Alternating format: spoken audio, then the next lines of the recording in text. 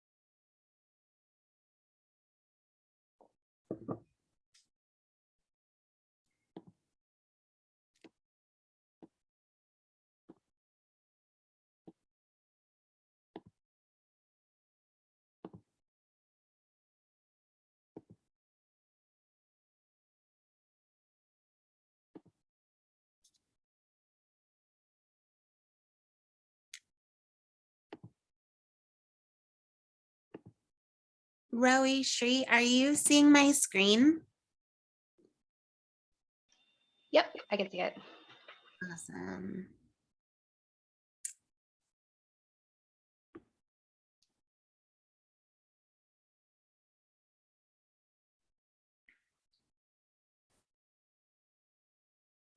We'll just give everybody one more minute and then we'll jump right into it.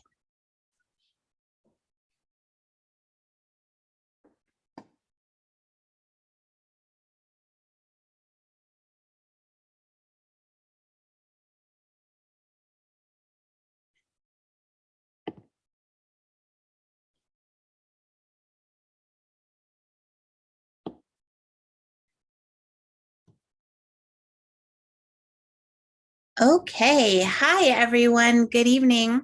My name is Mikkel Adgate, and I am with the New York City Department of Environmental Protection, or DEP, and I'm joined by several colleagues from DEP, including Rowie and Shri, and the three of us will be your presenters tonight. I just have to say thank you so much for joining us this evening. We are really excited to be kicking off this program, and so thankful that all of you are here with us. Just to give a little bit of background about DEP. Hold on, I'm trying to advance slides. So for those of you who are familiar with our agency, DEP is the city agency that works on drinking water supply, wastewater treatment, harbor water quality. We also work on air quality and noise pollution. So we really are the environmental agency that works to make sure that all New Yorkers have access to clean drinking water, that we're treating wastewater, and also that we're continuing to improve harbor water quality. So some of you may have heard, even just a couple of weeks ago, there were dolphins in the East River. We've had whales in the New York City harbor. And all of that is just showing how much work the city has done as a whole to improve water quality. And one of the fun facts that we like to share is that today, harbor water quality is the best that it's been since before the Civil War. So you think about, kind of legacy of pollution, times when we didn't have good wastewater treatment. The city has invested billions and billions of dollars to improve our wastewater treatment plans, to make sure that we're doing innovating cutting edge technology so that we're improving water quality. And we see the results every time we hear about another whale that's joining us, or seals in the Bronx River, all kinds of really exciting environmental benefits for the work that we do.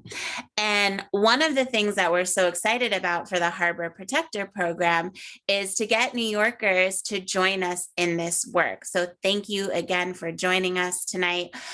We have a really short presentation. We're basically going to talk you through, what a harbor protector is, why we're encouraging people to volunteer with us, why this work is important. We're going to talk about the two areas where we need help, which is working with our rain gardens and our catch basins. And then we'll talk you through how to sign up. So if you're participating with us this evening and you decide, yes, I really want to be a harbor protector, you can sign up with us today. And then we'll have plenty of time for questions, because we know some of this might be new if you're not someone who has volunteered with the city before, or if you're looking for ways to connect to your neighborhood. We'll have time to talk you through that. All right, so let's jump right into it. So the first item is, what is a harbor protector? So this is a new program that we just launched on Earth Day a couple of weeks ago. And harbor protectors are environmental stewards that volunteer to keep their neighborhoods clean and pollution out of our waterways. And they do this by helping us clean and stencil catch basins and by caring for our rain gardens. So those are really the two main tasks that we'll be talking through this evening, and the ways that you can help us. And we'll talk a little bit about why, caring for these two assets that the city owns is important for protecting harbor water quality. Having a little bit of trouble advancing slides, but here we go. So why are harbor protectors important? Now, Shri is going to talk us through catch basins and what those look like and why they're important. But you see them every single time you walk on the sidewalk. Sometimes they're called storm drains. You'll see them usually at the end of a block, and you'll notice on a rainy day, water is going into those catch basins on those corners. And when the water gets there, it goes into our sewer system. But you'll notice that if there is trash clogging the grate of the catch basins, or leaves clogging the catch basin, then that can actually cause standing water. So the water just kind of sits there, and that can lead to flooding. So sometimes in neighborhoods, you might notice that, it's been raining for a while, there's standing water on the street, there's flooding, and then you'll look and you'll see that the catch basin on the corner is covered with leaves and plastic, which means the water isn't draining. Secondly, in some areas of the city, if trash and chemicals go down into the catch basin, they go into our sewers and they can wash out into local water bodies. So there are some areas of the city, lots of parts of Staten Island, parts of Southern Brooklyn, where literally trash that is on the street that ends up in the catch basin, you can see in Coney Island Creek, you can see in other water bodies. So the things that we do to keep our catch basins and our streets and sidewalks clear really has an impact at the end of the pipe in our local waterways. And then the third piece is caring for our rain gardens. So Roe is here with us, and she's going to talk us through next what rain gardens are and how they're designed. But they are a very important feature in New York City that are designed to collect rainwater when it's raining. They add trees and plant life, which are really important to the ecology of the city of New York. And so taking care of them, making sure that they're free of trash, that we're caring for the horticulture, is an important part of the city's overall system to manage our stormwater when it's raining, but also to prevent pollution from going into our waterways. So we've talked about what harbor protectors do and why harbor protectors are important. And now I'm going to switch it over to Roe, who's going to get into a little bit more detail about our rain garden program.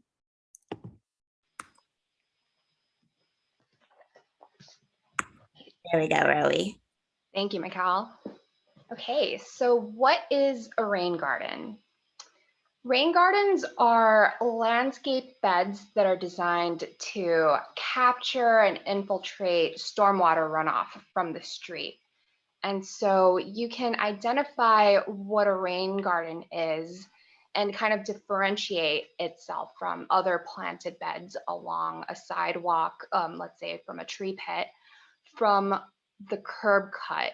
And so what you could see in this diagram is an arrow going into a curb cut, which is the stormwater inlet, to capture and collect the stormwater runoff.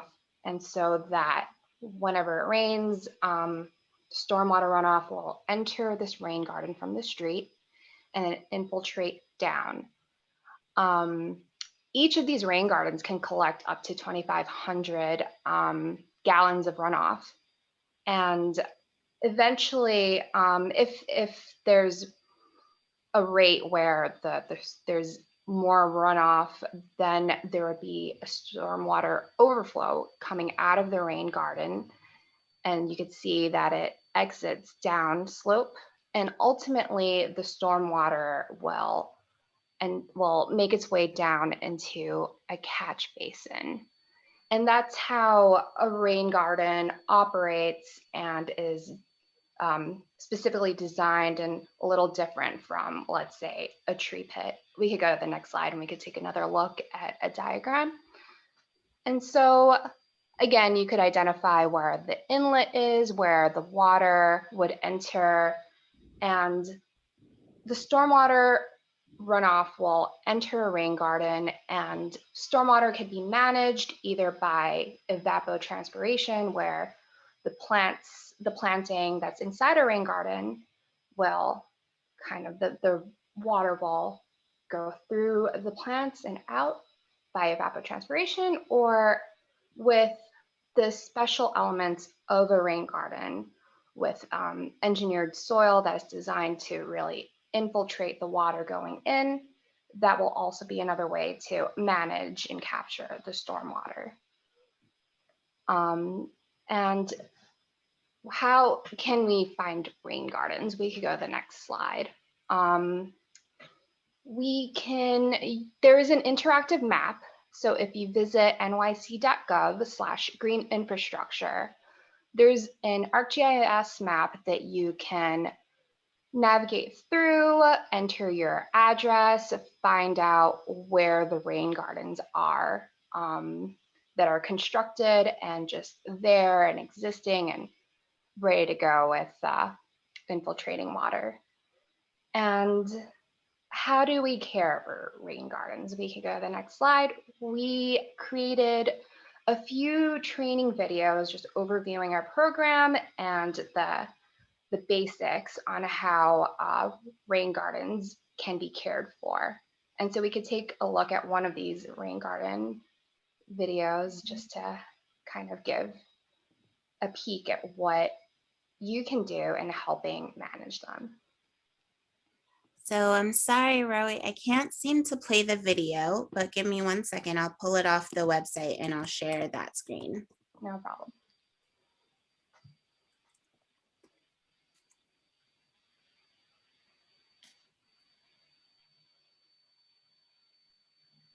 Okay. Doo-doo.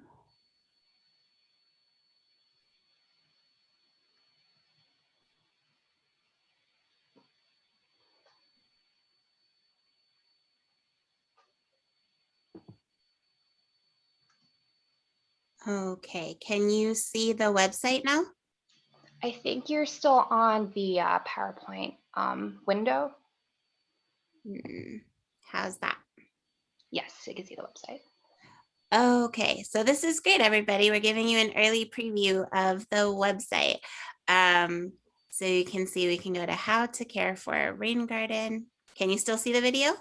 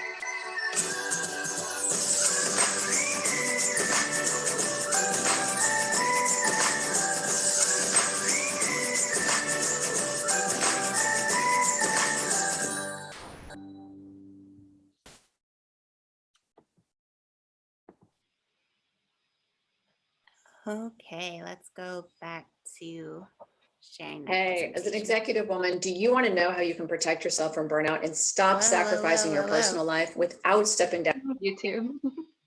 Oh, YouTube.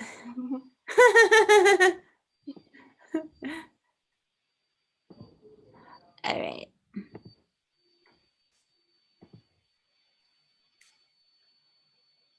So that was one of the training videos for a rain garden, how to care for a rain garden. We have a couple more up there on the YouTube page that you can navigate through the website.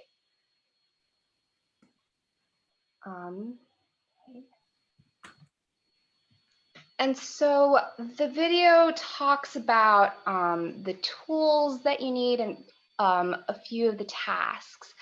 And so some of the tasks that you could help with rain garden care so that they can function as they're designed for is first and foremost to clear litter and sediment out of there. It's very helpful to have them function as designed.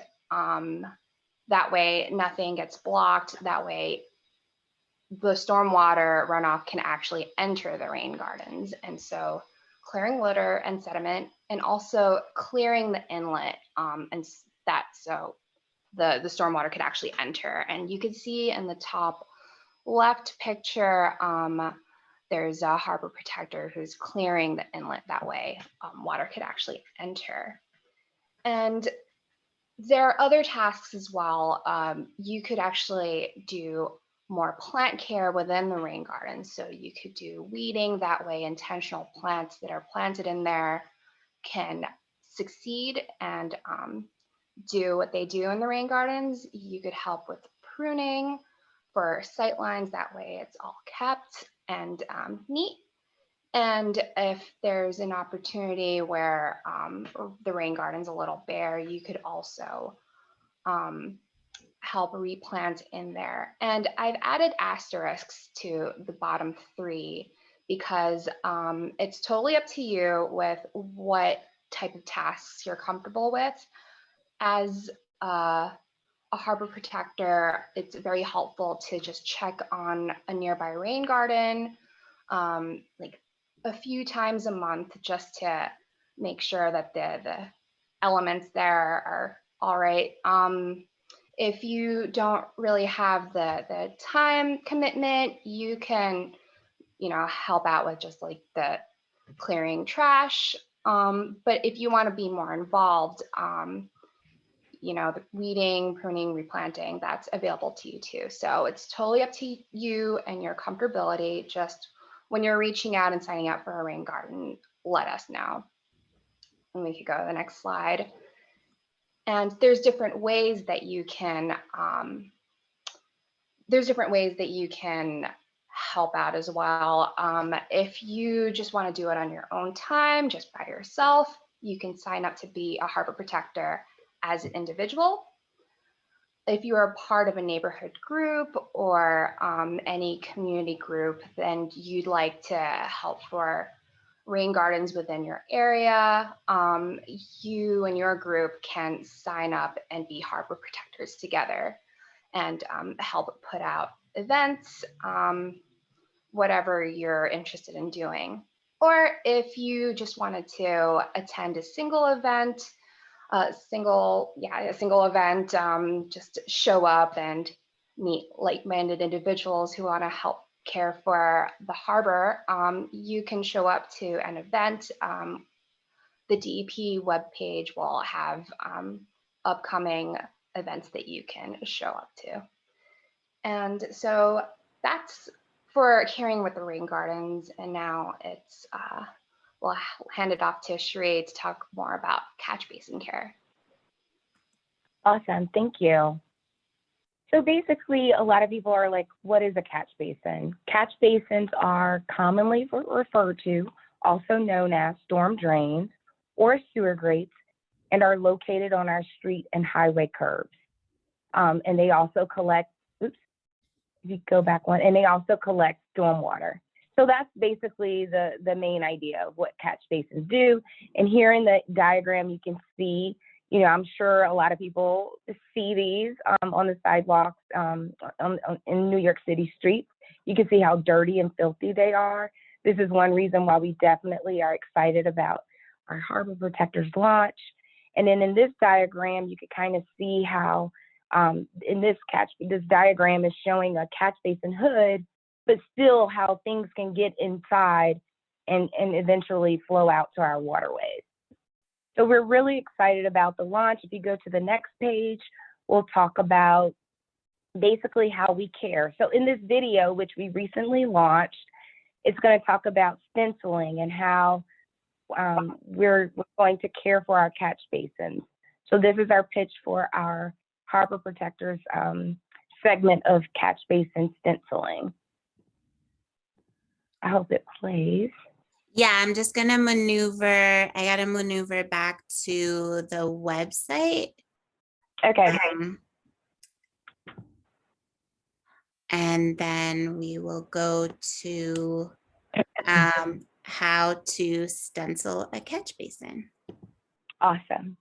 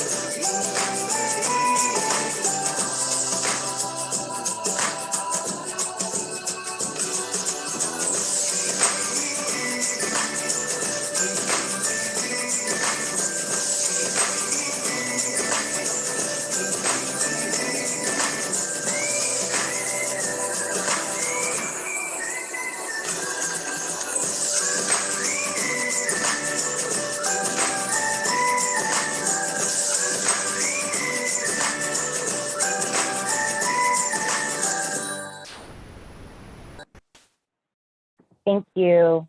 So in that video, you could see how we start off before we stencil a catch basin. We will be clearing the catch basin for, to get rid of all the trash and visible debris that's on the catch basin. And then we'll decide whether we're on, depending on if it's a busy street, if you're going to actually stencil in front of the catch basin or on the sidewalk. So that's generally, our steps. We're really excited. This is a program that has been in the works for a long time. So to see it finally here is very exciting. If you go to the next slide, we recently launched our Harbor Protectors in Coney Island. Coney Island Creek is our first MS4 water body. So it was super exciting to launch and have as many people come out for it as it did. We had a lot of schools participate. And just to see the children very, very interested and excited about caring for, the earth, Mother Earth, was just absolutely overwhelming. So we are very excited about the launch. We're looking forward to answering all of your questions, hoping you sign up soon. Thank you, Sheree. Thank you, Rowie. So just to talk a little bit about what happens next, if what we've talked about this evening is interesting to you, if you want to learn more, if you want to sign up, the first thing you would do is go to the website that you saw me awkwardly navigating since our videos didn't work. And go to nyc.gov/harbor protectors. And you can see this image in the pictures is basically a screenshot of that web page. It has a little bit more information about the different tasks that we've mentioned and more resources, including a full stewardship manual so that you can get more details about how we care for our rain gardens, but that's also where you can sign up. So right in the center, you'll see our little program logo, and it says sign up to be a harbor protector today. And when you sign up, it'll bring up this form that you see on the right. And we are really just asking for basic information from you, your name, your address, your email address. How do we get in touch with you? And then also to what Rowie spoke about earlier, that's your opportunity to tell us, how would you be interested in participating? Are you someone who would rather come out with us during a group event, maybe one Saturday over the summer or 2 Saturdays over the summer? You want to come out in your neighborhood and you want to help us, care for rain gardens, spray paint near the catch basins, maybe plant some of the rain gardens, and that's it? Or are you someone who's like, you know what, I'm still, not so comfortable in groups because of COVID. I'd rather do this work on my own.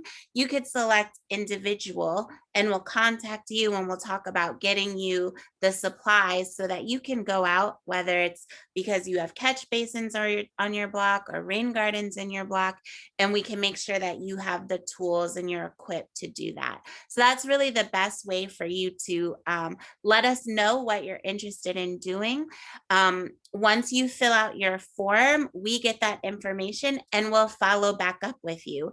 And if you're someone who signed up to be an individual, we'll maybe schedule a time so that we can come out, we can give you your supplies, or we can make sure that you know about when we're doing events in your borough or in your neighborhood. So we've really designed the program to be very flexible so that people can volunteer when and how they're able. We completely understand that folks are working, have families, have friendships, have very busy schedules, but we'd love for you to participate however you're interested. And so our team will reach out to you directly and we'll find out more about how you're interested in participating, and we'll make sure that you get plugged in whenever you're able. So at this point, we actually have time to take questions. So what I'm gonna do is stop sharing my screen. Of course, if you feel comfortable, turning on your camera, you're more than welcome to, but this is a safe space. No one's required to turn on their cameras.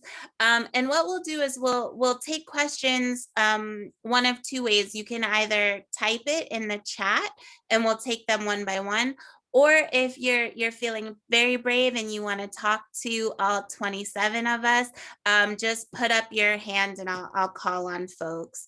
And either Shri, Rowie, or myself can answer.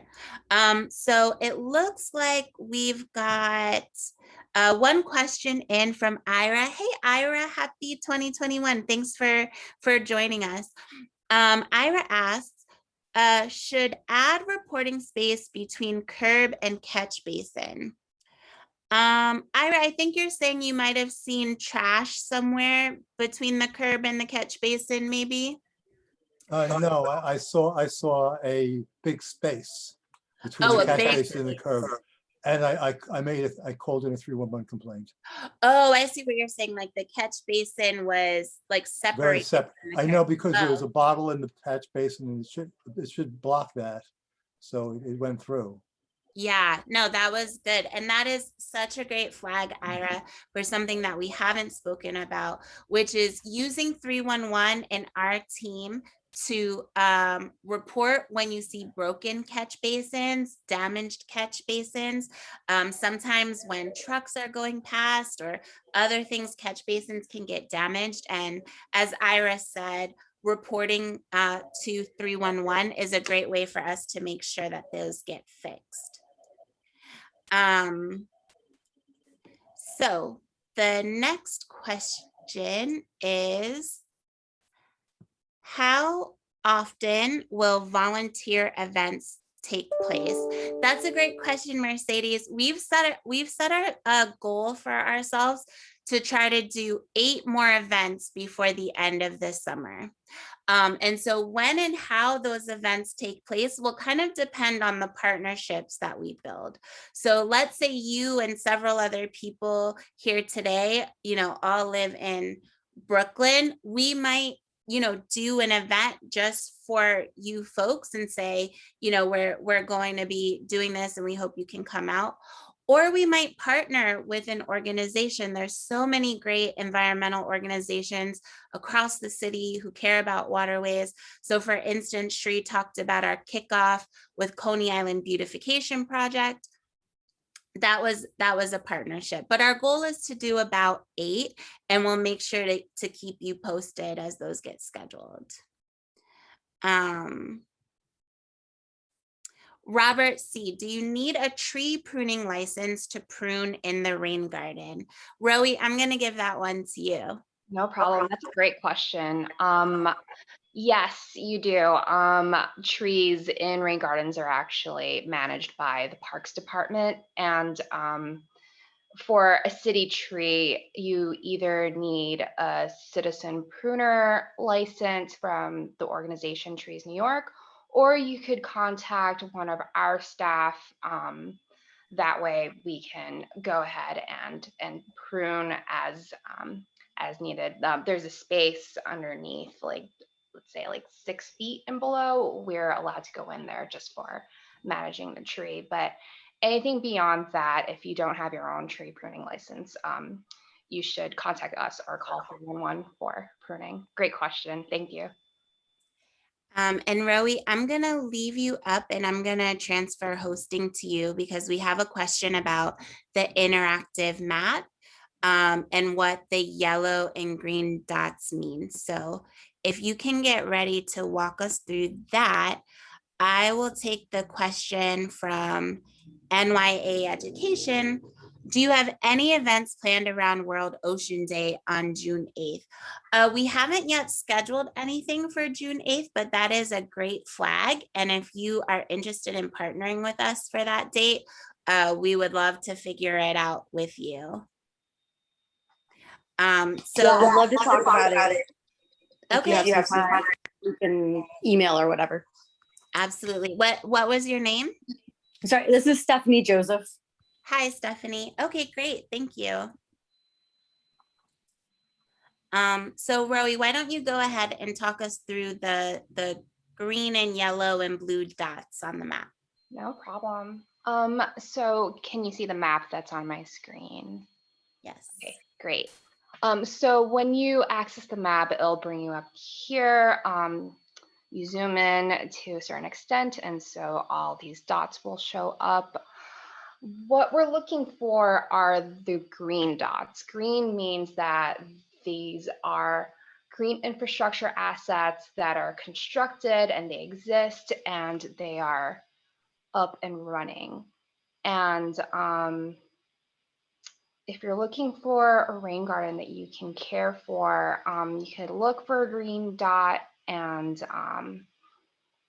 you'd click on an asset and asset type, row B, which is right-of-way bioswale or rain garden. That is a way to identify that it's a rain garden. And if it's green, then it's constructed and exists.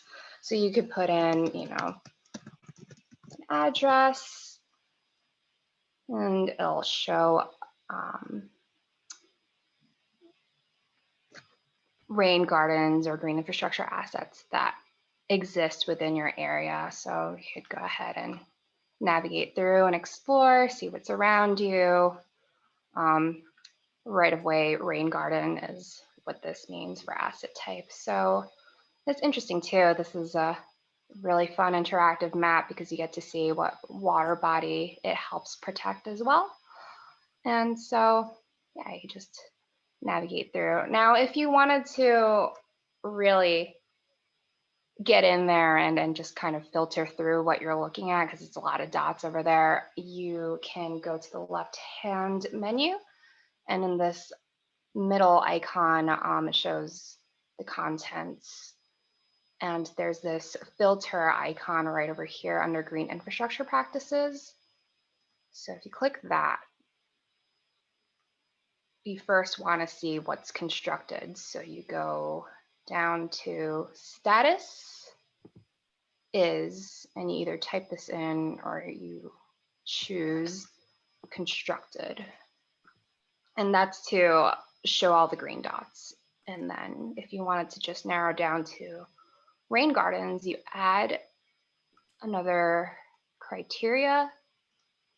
Asset type is right-of-way bioswale or a rain garden. You apply it, and from there, let me edit that. I'm going to go do constructed full maintenance instead. Let's see what happens. Pops up. Okay. And so now there's a whole navigable map where you can see where all the rain gardens are that are constructed and ready to be cared for. Awesome. Thank you, Rowie. Problem? I think, one of the things that we didn't mention is that we have built about 10,000 of these rain gardens over the last 10 years. And so this has been a major effort across the city to help green and beautify our neighborhoods. So let's go back to the questions. I completed the form already, and the first email I got was to sign up for this info meeting. So I guess I'm wondering what's next. Great question. So in terms of the next steps, whether you signed up to either be an individual steward or participate in a group, we'll contact you. If you said you wanted to do individually, we'll schedule a time so that we can come out and give you the supplies that you would need so that you could care for the catch basins or the rain gardens in your neighborhood. If you said that you would prefer to be a part of a group, then we'll add you to our listserv so that we can let you know as soon as our events are scheduled. So I guess what happens next is that you'll be contacted soon.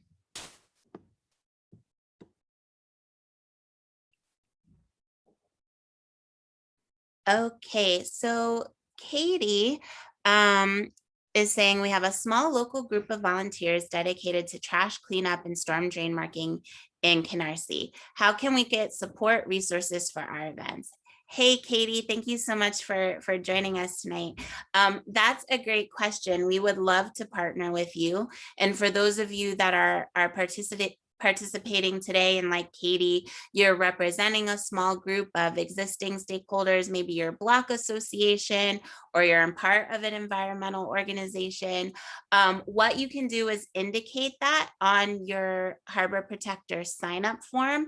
We'll also take note that you reached out to us today, and we'll contact you to either schedule a time or for us to give out some of that material to you.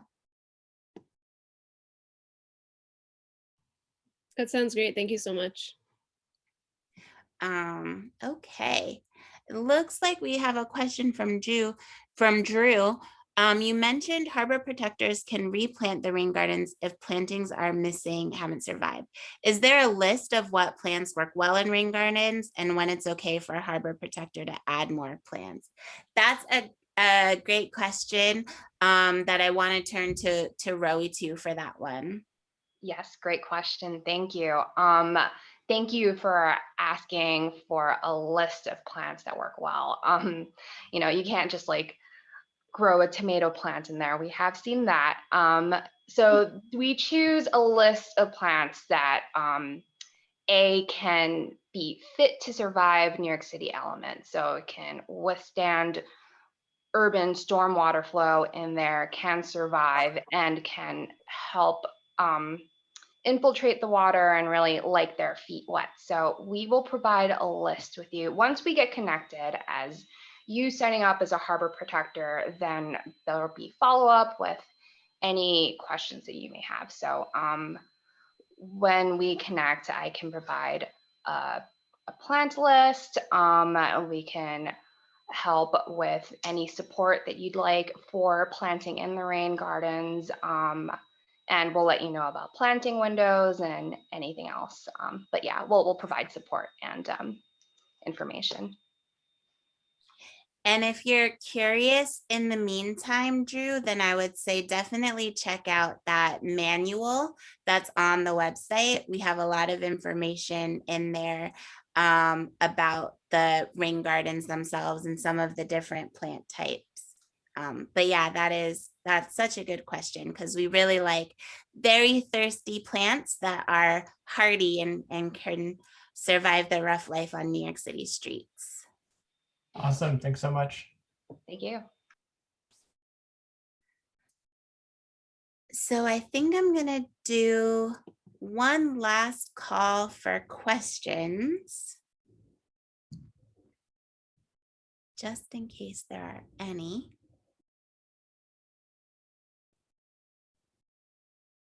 All right, so it looks like we're ending a little bit early this evening, but again, we still,